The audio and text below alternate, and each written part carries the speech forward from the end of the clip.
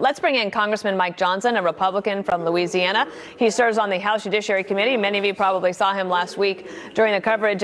I know that you are a constitutional lawyer, so you understood this very, very well.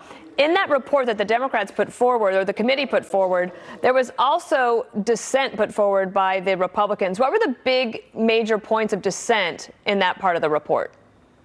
Well, our dissent was based upon what we presented in that 14-hour marathon hearing, that there's really two concerns ultimately that we have. There was a fraudulent process that brought us to this point.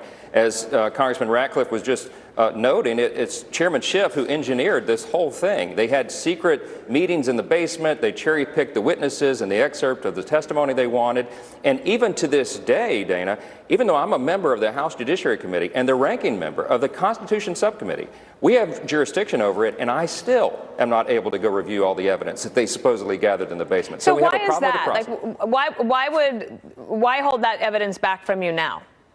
Great question, right? It seems like they're hiding something, and that's been one of our primary concerns. So we have a great problem with the process that got us here, but also with, of course, the utter lack of merit in their two articles of impeachment. They've gone forward with this abuse of power notion, which is totally amorphous. It's not a specific crime, and it's very subjective, which is why no previous impeachment has ever proceeded on that ground. And then the second one is obstruction of Congress. As we pointed out in the hearing, it's patently absurd.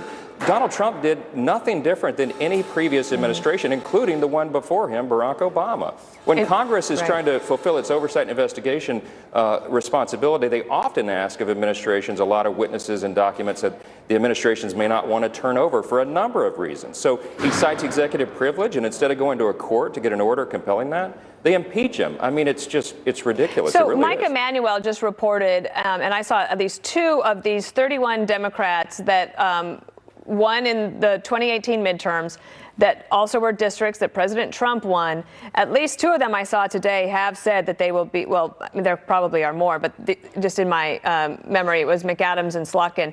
So are you hearing anything more? Of course, we know that Congressman Van Drew of New Jersey, a Democrat, this is what Jerry Nadler said about him and the idea that he would switch parties over impeachment. Take a listen.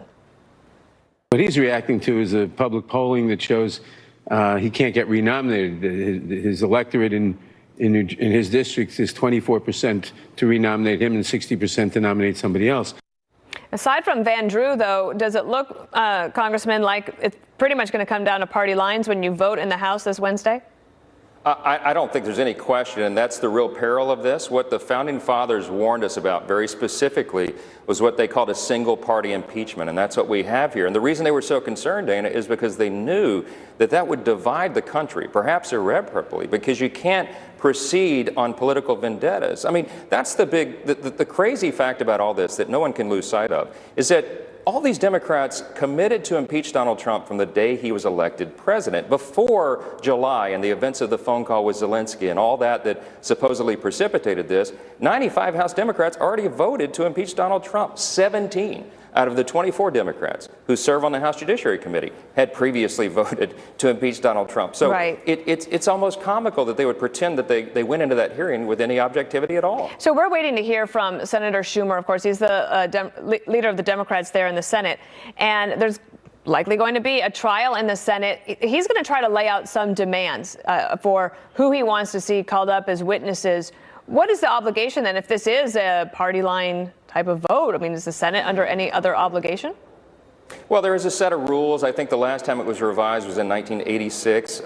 They can proceed along those lines, but really, if they have 51 votes, they can change or alter those rules, and we may see that. Look, Schumer's saying he wants a lengthy trial. I would say bring it on. There's a lot of Republicans who would love that. I think Donald Trump's instinct, the president's instinct, is to have a lengthy trial because he'd like to get the facts out there. He's never, to this moment, been able to really present his side of the story. On the other hand, I've heard Mitch McConnell and Lindsey Graham and others say a shorter trial would serve the interests of the country better, and maybe they're right.